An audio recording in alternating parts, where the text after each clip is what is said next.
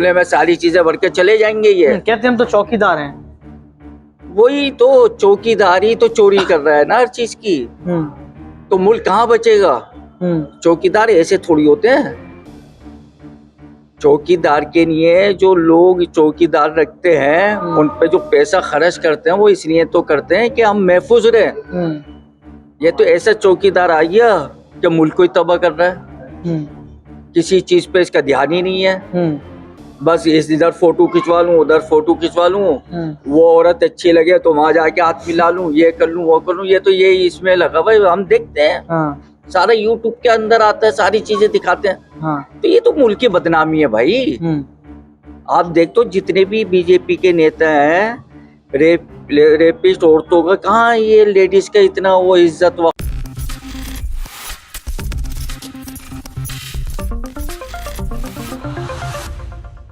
क्या संसद की भाषा अमर्यादित हो गई है? क्या भाजपा पार्टी के नेता जो है भाजपा के नेता होने का फायदा उठा रहे हैं? इस मुद्दे को इसलिए जो है लगातार वायरल किया जा रहा है या फिर इस पर सवाल इसलिए पूछे जा रहे हैं क्योंकि यहाँ पर जो है रमेश भिदुड़ी ने दानिश अली से जिस तरीके की भाषा का प्रयोग किया ये गलत है।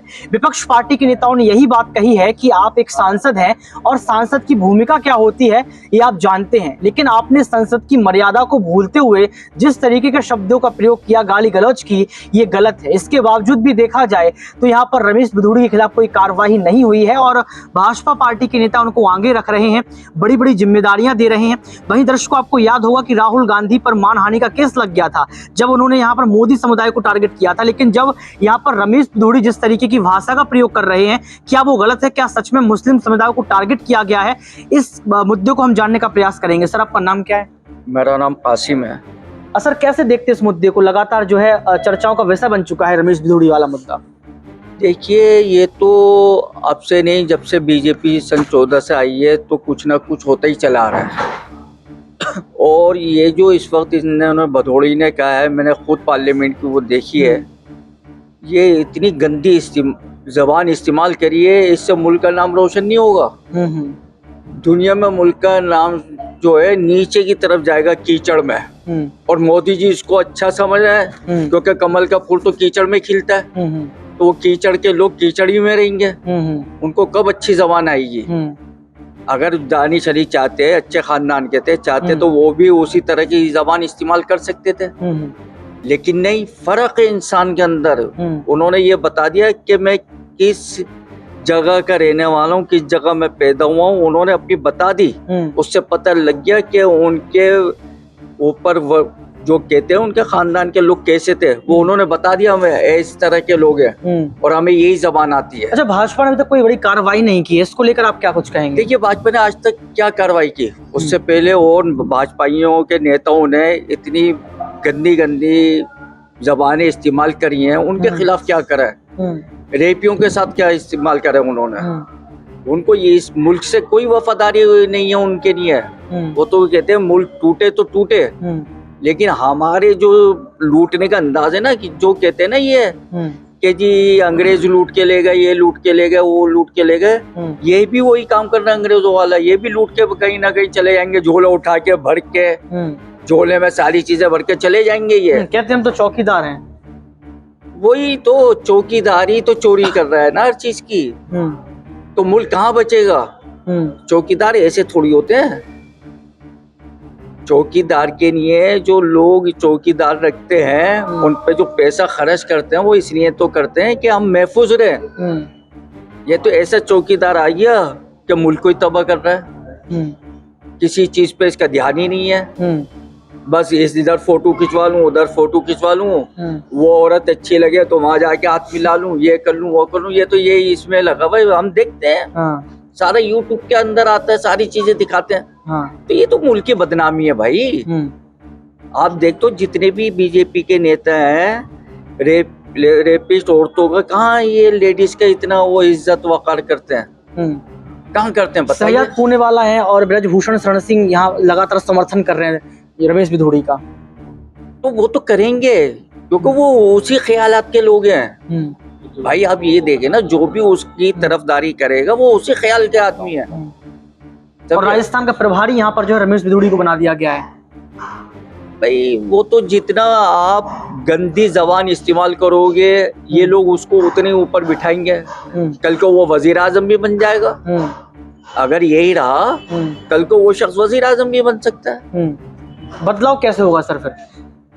बदलाव तो देखिए जी, जितनी भी अपोजिशन जमातें हैं इनको खुल के सड़कों पर आना चाहिए, पब्लिक को लाने चाहिए बाहर, नहीं तो इस मुल्क को कोई बचाने वाला नहीं होगा। गठबंधन हो गया है, इंडिया अलायंस बन गया है, आपको लगता है कि इसका कुछ फायदा मिलेगा, जीत पाएगा? देखिए ये तो वो इन्होंने कोशिश करी है, अगर उनके अंदर बाकी कोई सच्चाई है मुल्क के लिए इंडियन गठबंधन को तो वो बचा भी लेंगे। लेकिन अगर वो खाली वोट के चक्कर में इधर उधर के नहीं आ रहे हैं तो नहीं बच पाएगा, नहीं बच पाएगा। क्योंकि जो लोग वोट के चक्कर में आगे आएंगे तो वो तो वोटर का वो देखेंगे कि अक्सरियत किधर की तरफ जा रही है, वो भी वही बात करेंगे। हाँ, अगर मुल्क को देखना है तो इंडियन गठबंधन को भी अपना। अच्छा सर, मैं आपसे एक सवाल और पूछूंगा, लगातार देखा जाए तो देश में हिंदू मुस्लिम का माहौल बनता चला जा रहा है, क्या सच में 2014 से जब बीजेपी तब से ये माहौल बन रहा है या पहले भी ऐसा माहौल हुआ करता था? पहले नहीं हुआ इस तरह का माहौल, अगर कहीं हुआ भी होगा तो वो कहीं दूर परे अनजाने में हुआ होगा, लेकिन सन 14 के बाद से जो है ये बिल्कुल खुल के हो रहा है। और मोदी जी ने उनको तजर्बा है गुजरात के वाक़े से, जो 2002 में गुजरात में इन्होंने करा है और उनको जो सफलता मिली है और सारे दंगाई लोग और जो इस तरह के गंद लोग थे वो सारे जमा हो गए, समझे? तो वो चाह रहे हैं कि हिंदुस्तान में उसी तरह का मैं माहौल बनाऊं ताकि मैं यहाँ जब तक जिंदा हूँ कुर्सी पे बैठा रहूं, समझे? वो ये गुजरात से उनको थोड़ा तजर्बा मिला हुआ है तो वो चाह रहे हैं आगे भी ऐसा करूं। लेकिन कर्नाटक के लोगों ने बड़ा अच्छा तजर्बा इनको चोट पहुंचाई है और उसी तरह मैं चाहता हूं कि हिंदुस्तान के सारे आवाम कर्नाटक के लोगों से सबक सीखे। अच्छा, इलेक्शन तो फिर से आ गए बाबा, आपके हाथ में वोट है, वोट आपको डालना है 24 को लेकर, क्या उम्मीद नजर आ रही है, क्या क्या मुद्दे होंगे आपके? भाई मुद्दे क्या होंगे, सबसे बड़ा मुद्दा तो मुल्क को बचाने का है, समझे? जब मुल्क बचेगा जब ही सारी चीजें होंगी। तो जो भी जहाँ जहाँ वोट हो रहा है वो लोग मुल्क को बचाने के लिए ही वोट दें, जो मुल्क को बचा सके और आगे लेके जा सके। कह रहे हैं G20 हुआ था, अंतर्राष्ट्रीय संबंध अच्छे हुए हैं। क्या हुआ अंतर्राष्ट्रीय संबंध? यहाँ से जाने के बाद लोगों ने बाहर जाके क्या प्रेस कॉन्फ्रेंस में बताया, बताइए? वो तो पता लग गया, उससे क्या मुल्क को रोशन हुआ? ये अपने मुंह से चाहे कुछ भी कहते रहे कि जी हमने ये करा, हमने ये करा, हमने ये करा। कनाडा का वीजा जो है रफ्त कर दिया यहाँ से, कनाडा के लोग यहाँ नहीं जा पाएंगे अब। देखिए ये तो कनाडा की और उनकी अपनी अंदरूनी बातें क्या है क्या नहीं है ये तो दोनों हुकूमतें जाने हैं, इस बारे में तो हम नहीं कह सकते। लेकिन ये है कि जो हकीकत है उसको आप मद्देनजर रखते हुए चलना चाहिए। यही नहीं आवाम को बेवकूफ़ बनाए, लॉलीपॉप दें और उसके लिए खेलते रहे, अपने ऐश करते रहे। अच्छा सर, एक और मुद्दा आया है, आपने देखा होगा पक्का, 1 नेशन 1 इलेक्शन, एक राष्ट्र एक चुनाव, इससे आप सहमत हैं? ये तो चल ही नहीं सकता भाई, आपके विचार कुछ हैं, मेरे कुछ हैं, इनके कुछ हैं, ये किसी और चीज को मानते हैं, मैं किसी और चीज को मानता हूँ, समझे? तो ये तो हो नहीं सकता, आज तक नहीं हुआ और दुनिया में कहीं भी नहीं है ये चीज। अगर दुनिया में कहीं है तो आप बता दें कि भाई फला जगह ये चीज है, कहीं भी नहीं है। अच्छा, महिलाओं की सुरक्षा को लेकर आपके क्या विचार है, महिला सुरक्षित हैं? देखिए इस बारे में तो मैंने अभी आपको बताया, रेपिस्टों को इज्जत दी जा रही है, जा रही है, तो कहाँ सुरक्षित होंगी महिला? अच्छा, महिला आरक्षण बिल आया, 33% जो है कहा जा रहा है कि 33% महिलाओं को अब रिजर्वेशन मिलेगा चुनाव को लेके। देखिए अगर ये इस बारे में सच्चे हैं तो लागू कर दें, बिल तो पास हो गया ना, अब इसको लागू कर दें, ऐलान कर दें कि भाई आज रात से ये लागू हो गया। ये तो खाली लॉलीपॉप है। तो सर ने अभी जवाब दिया था कि मुस्लिमों के लिए आरक्षण नहीं था, ये सही बात है क्या? अभी कह के गए हैं वो। देखिए मुस्लिमों के लिए तो है ही नहीं, आप देख लें, समझे? क्या है मुस्लिमों के लिए, समझे? जो कमजोर है ये वो आरक्षण किसके नहीं होता है, किन लोगों को नहीं होता है? उन्हीं लोगों को नहीं तो होता है जो दबे हुए हैं, कमजोर हैं, आरक्षण तो उन्हीं के नहीं होता है ना। जो आराम से बैठे हुए हैं, जिनके पास सारी चीज है, तो वो वो चीज़ अच्छा सर, उनके लिए देश में क्या क्या सुधार होने चाहिए, आपको क्या क्या जो है खामियां नजर आ रही हैं अभी? देखिए जी, देश के लिए सुधार तो सबसे पहले तो तालीम के होनी चाहिए, और उसके बाद होना चाहिए मेडिकल लाइन के लिए, समझे, और रोजगार।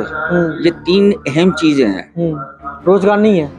कहाँ है? बहुत लोग पढ़े हुए हैं। आप देखिए हमारे यहाँ ये मार्केट है, ड्राई फ्रूट की मार्केट है, कपड़ा मार्केट है, इधर है थोक की मार्केट है, सन्नाटे पड़े हुए हैं, मंदी मंदी है। और जबकि ये त्योहार के दिन चल रहे हैं, सब चीजें, शादियां ब्याह खुले हुए हैं, लेकिन हर आदमी परेशान है, समझे। हम तो खैर देखिए, मुस्लिम कौम तो ज्यादातर मजदूर है, वो तो मजदूरी करके खा लेगी, लेकिन जो गैर मुस्लिम है वो तो कारोबारी लोग हैं, उनसे जाके पूछें क्या हो रहा है, क्योंकि उनका जो सारा कारोबार है सूद पे